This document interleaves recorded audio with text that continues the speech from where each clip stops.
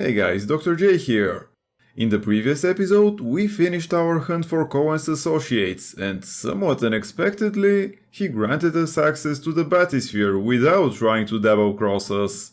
We could have killed him after we got what we wanted, but decided to hold back and immediately set off to Hephaestus, where Ryan is hiding.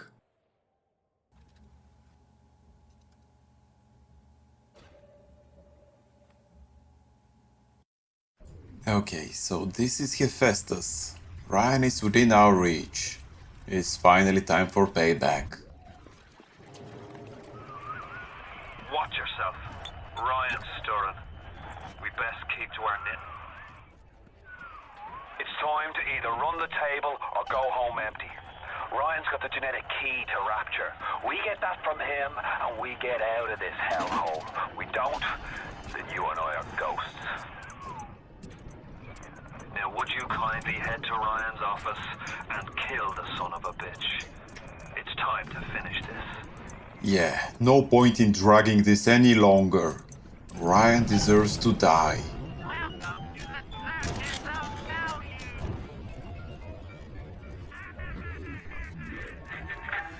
I see Cohen's lost his touch, if you knew him when he used to believe in the work, in the struggle. And now, he rots in that Neverland, waiting for someone to come and tell him he's still got it. I suppose that's why he let you live. No, Ryan, he's just hoping I'll kill you. And that's the one thing he's right about. I know Atlas has kindly told us to go kill Ryan, but he didn't specify a time frame. So let's try to explore as much as possible on our way there.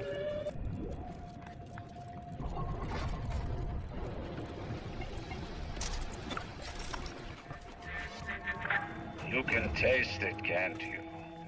Andrew Ryan. That guy is sure full of himself. I have to say though, I didn't expect him to be living in this kind of place. I mean, this looks like the bowels of a giant machine. With his god complex, I would think he'd reside in a penthouse in a skyrise or something like that. Let's hear the audio diary we picked up from that crate. Ryan nationalised Fontaine Futuristics. He owns it now, lock, stock and barrel. For the good of the city, he says. He'll break it up in due time, he says. I've resigned from the council and lodged me letter of protest, but that's just pissing in the wind. It'll be war, I say, unless somebody stops Ryan, and right fast. As usual, McDonough is the sole voice of reason. Too bad Ryan didn't listen to him. Okay, let's move on. Ryan's office should be somewhere around. Oh, we even got signs pointing our way. Convenient. You leave my turret alone, dude. I don't know how I missed that shot. At least I didn't miss the second time around. Also, it seems the splicers have received another health upgrade. Even after taking so many bullets from the turret, he was still at about half health.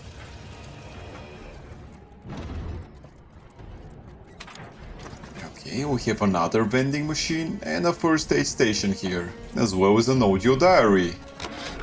I spent the afternoon trying to get as close to Ryan's gate as possible without making a spectacle of myself. He's got it shielded 6 ways till Easter. There's no way into that place. All I got for my trouble was the hairy eyeball from Ryan's splicer mates. That's the reward you get for trying to outsmart the best electrical engineer of our generation. That didn't sound very good. I'm guessing Ryan hasn't suddenly decided to drop his shielding, whatever that means. Well, we don't have much of a choice, so let's at least see what it looks like and hopefully figure something out.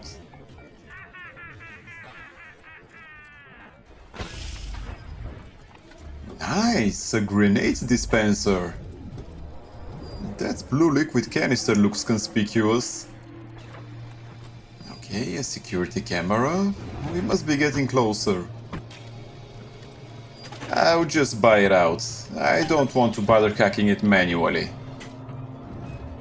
And while we're at it, let's hack the UN vent as well. We've collected enough components to craft quite a few auto-hack tools. A worm looks up and sees the face of God. They look around. It's a regular convention of worms in here. They all had mothers, fathers, people who loved them. They got married, fucked their wives. What makes you think you're any different? I haven't chosen the spot for you on the wall yet. Let me know if you have a preference. I never killed a man, let alone a mate. But this is what this comes to. I don't know if killing Mr. Ryan will stop the war, but I know it won't stop while that man breathes. I love Mr. Ryan, but I love Rapture. If I have to kill one to save the other. I had to go jungle style with that filthy ape for 3 weeks, but he finally spilled the beans on how to get to Andrew Ryan. Generate a sympathetic overload in harmonic core number 3. That's simple. Now all I gotta do is figure out what the hell a sympathetic overload is, and for that matter, a harmonic core number 3. Piece of cake for an electrical engineer. Too bad I designed ladies' shoes. Gonna go see the grease monkeys left alive in heat loss monitoring. See what I can shake out of their trees. Like all parasites who ever tried to walk in stolen shoes. I'd explain the science that renders what you're trying to do impossible, but that would be like playing Mozart for a tree frog. Rapture is coming back to life. Even now, can't you hear the breath returning to her lungs? The shops reopening, the schools humming with the thoughts of young minds. My city will live. My city will thrive. And when that day comes, we'll use your tombstone for pavement tiles. Damn. I really wished McDonough survived all of this. Perhaps then he and Atlas would have been able to revive Rapture. What is the difference between a man and a parasite?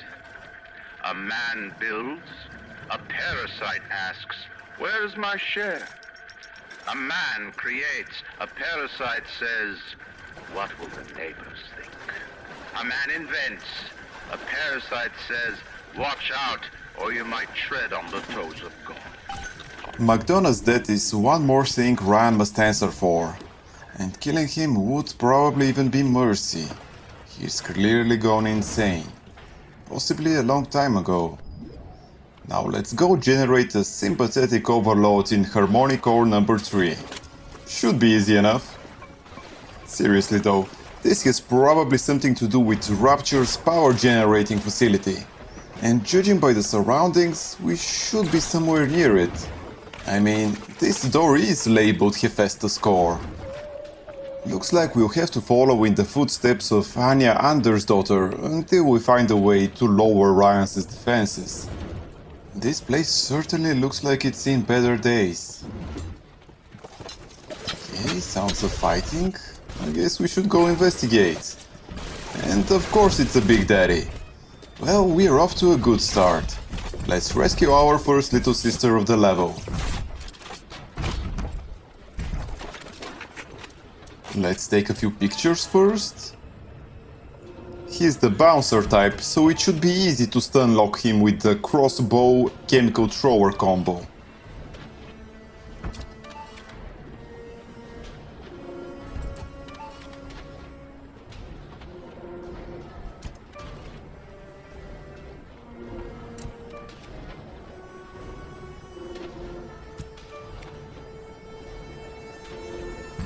That was some pretty good research progress we've made. We almost got an entire level on the bouncers. Now let's reload and start the stun lock combo. It doesn't really matter with which weapon we initiate the fight, but maybe stunning him first will make it a little bit easier to aim with the crossbow.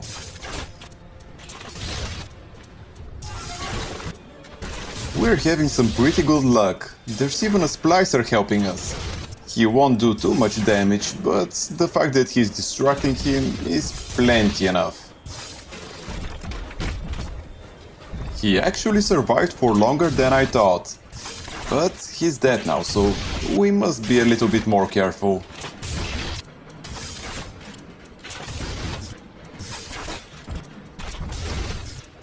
Okay, so as long as we don't get hit while reloading, it would be a perfect fight. Nice, we dodged his charged attack. We should be able to finish him off easily now. I don't know how he got out so quickly from the stun, but... well, it was nearly a perfect fight.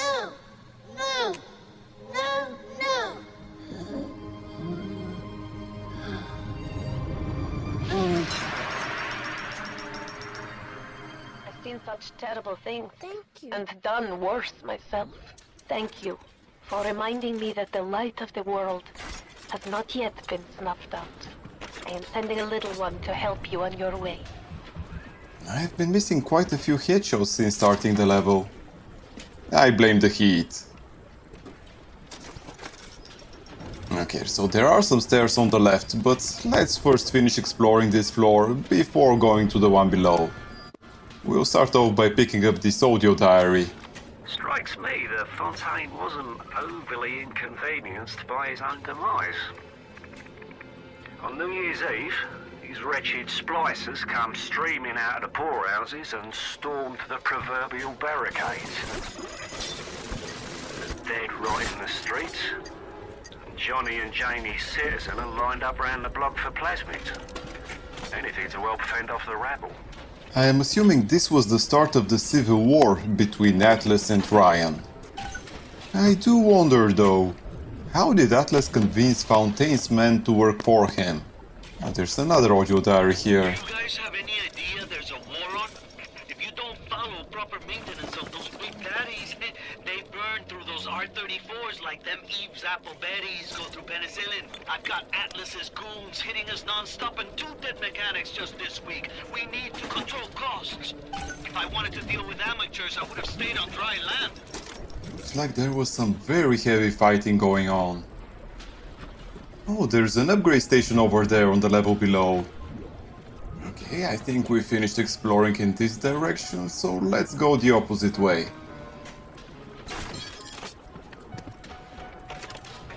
Right, so there are at least 2 staircases we can use to go up and down the levels. The signs are very convenient. We shouldn't have any trouble navigating this level. Here's the Gatherer's Garden and the gift from the Little Sisters. Let's take some pictures while we're at it. I think I also saw an audio diary left of the Gatherer's Garden. Yep, there it is. Me, an assassin. Oh, that's rich. I could have gone along, I suppose. Spliced up. Forgot. I believed in this place. I believed in Ryan. But when it got hard, Ryan didn't believe in Rapture. Didn't believe in the Great Chain. He believed in power. And now this place is busto. And my girl is... gone. Worse than gone. One of those... things. So am I an assassin? Well, only one way to find out. Unfortunately, we already know how she ended up. A trophy on Ryan's wall. We've got plenty of items, so it's time to upgrade a bit. Right now we don't really need any other plasmids, so I just bought some more slots and health and EVE upgrade. I actually could have bought the target dummy plasmids. It could have made some big daddy fights a bit easier, but it's not really a necessity. As for the weapon upgrades, they no longer matter. Feel free to get them in whatever order you want to. We've already fully upgraded all the weapons we need to. Just to clarify, we still need to use all the upgrade stations for the weapons related achievements, but the order in which we're doing it is irrelevant. Now let's deal with this spider splicer and see what we can find at the bottom of the level. At first glance there's a vending machine here, but I bet we'll find an audio there, and here it is. To build a city at the bottom of the sea, insanity. But where else could we be free from the clutching hand of the parasites? Where else could we build an economy that they would not try to control, a society that they would not try to destroy? It was not impossible to build Rapture at the bottom of the sea. It was impossible to build it anywhere else. By the sounds of it, it seems new splicers have spawned and got spotted by the cameras we've hacked. Okay, so the arrow points to heat loss monitoring. Let's go and see what we can find there. With so much structural damage, I wonder how the city still stands. Lots of dead bodies in a cramped corridor. I'm sure nothing bad's going to happen.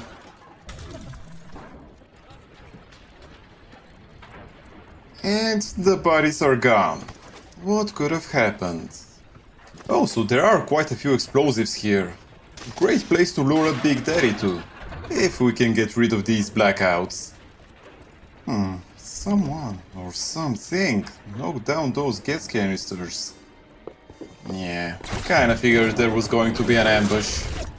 I'll at least give them an A for the effort. That lead-head splicer with a machine gun is quite adept at dodging. Imagine the will it took to create a place like this. And what have you built? Nothing. You can only loot and break. You're not a man. You're just a termite adversary. To be fair, we've done nothing but loot and break since coming to Rapture. We're having some great luck with Big Daddy spawns. We just need to lure him to the previous room and it should be easy to kill him with all the explosives. By the way, the perk we just got from the bouncer research will help greatly with destroying first aid stations, since it increases the range damage by 50%. Okay, time to start the fight. I'll still be using the stun lock combo, since I don't want to risk it with the explosives. Now we just slowly back away and enter the previous room. There are plenty of objects we could stand behind to break his charge attack. Those turbines on both sides are perfect for this job.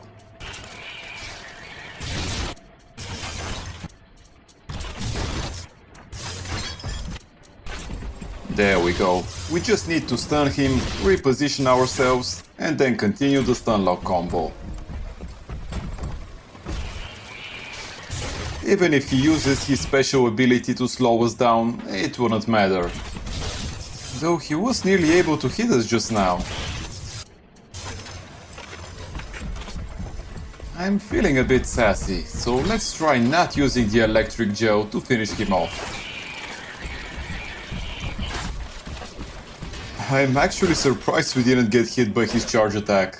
But there we go, a hitless Big Daddy fight. Now let's save the little sister.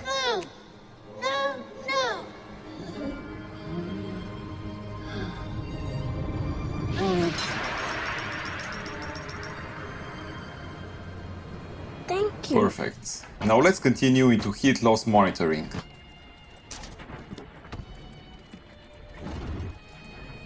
For a monitoring station, I don't see a lot of monitors. Ah, there's an audio diary by the blue canister. Let's pick it up. Let me tell you something about keyboards and all them university types. They're so smart, except when they ain't. I put a couple of drinks in him last week, and before I could say boo, he's telling me he's got the code to his office keyed to the date of Australia Day. Now's every weeks I slip in real gentle and nick a buck or two from the till. The Aussie never notices, and I ain't about to tell him. Seems like there's all kind of crazy stuff back there. Maybe one day I'll get more ambitious. Okay, so Kibbles was trying to break into Ryan's office. And now we have the combination to the door in his workshop. I bet we'll find some kind of clue there on how to drop Ryan's defenses. And what's up with all these splicers playing dead? Do they think they stand a better chance against me like that? Let's try going down these stairs. There's a first aid station here. Kibbles' workshop should be somewhere around here. Let's check for other splicers playing possum. Here we have another one. The game is not making it too easy for us. It does not show the health bar before he activates. Let's go to these stairs. Okay, there's an audio diary and tonic on that table. I didn't recognize the twist that come into the shop today. Stacked like Sally and dressed to the nines. She's playing her cards pretty close to the vest, but you ain't gotta be no college job to see that she's into some bad china. She was asking about magnetic locks and some such. I played it coy, but she took wise. After she showed me round her backyard, I gave her directions to Keyboard's tool shop. Rapture's gone to hell, but sometimes the great chain still cuts you a break.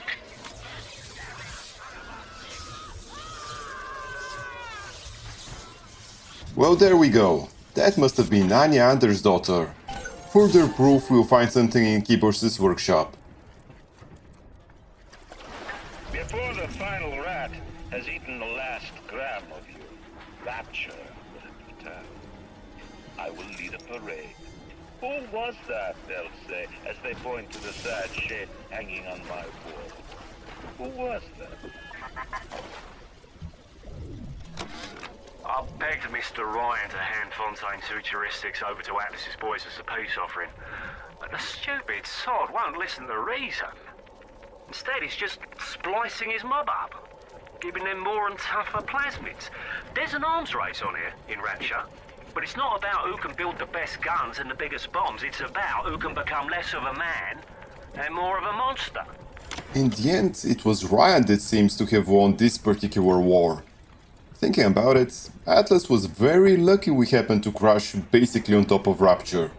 If it wasn't for us, I'm pretty sure Ryan would have killed him by now. A man builds a city at the bottom of the sea. That's a marvel. Another man happens to be on a plane that crash lands on the same city in the middle of the ocean.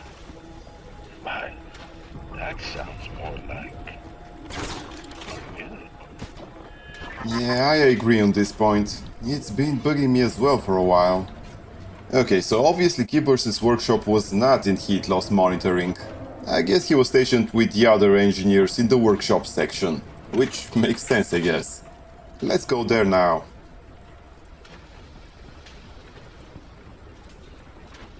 A couple of splicers here.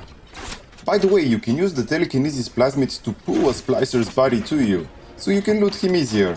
It saves a bit of time and doesn't cost you any if you just drop him afterwards. I won't be doing this though. We're going through the levels quite quickly already, so I don't want to bother thinking about juggling plasmids and bodies. Okay, we've reached the workshops. Let's go find Kibbles'.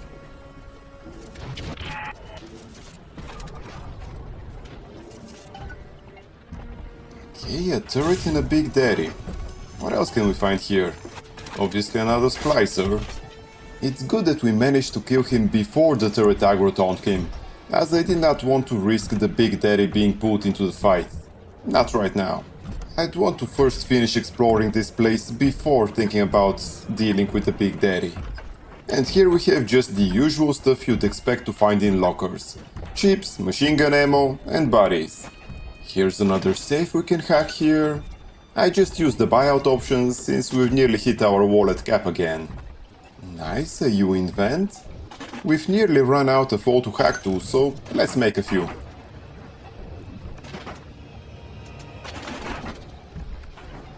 And now we'll continue exploring while following the guiding arrow. Here's the Big Daddy again. He still hasn't called his little sister, so there's no point in engaging him.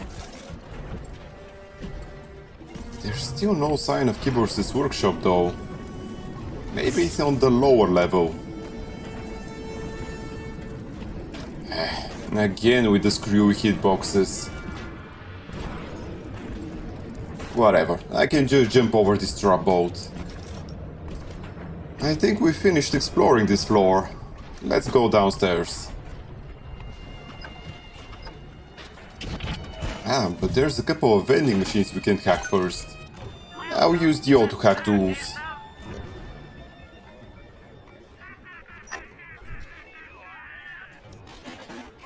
Okay, he finally called the little sister. Let's go ahead and rescue her. First we'll use the research camera, of course.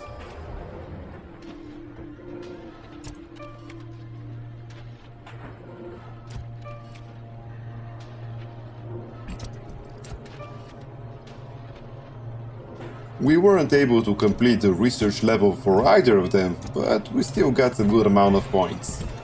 Let's go ahead and start the fight. We'll just be using the standard stun lock combo.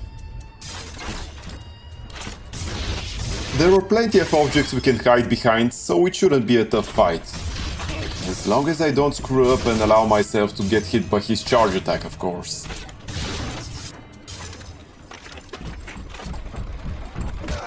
Jeez, I'm making a real mess out of this. I guess I should have paid a little bit more attention to my surroundings before starting the fight.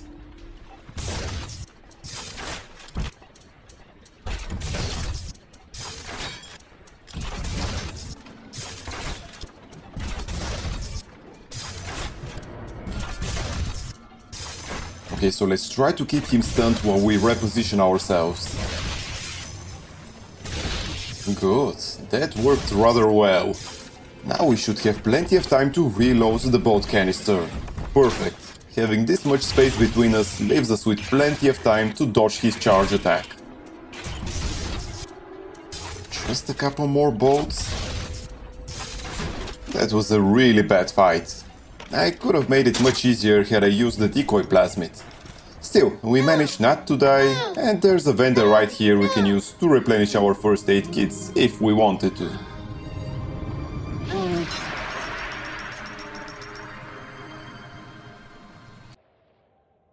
Well, this is it for today's episode. Thank you for spending your time with me, and if you have enjoyed it, please consider liking this video and subscribing to my channel. It will really help me a lot. Also, if you have any comments or suggestions, I would love to hear from you. Take care, and until next time.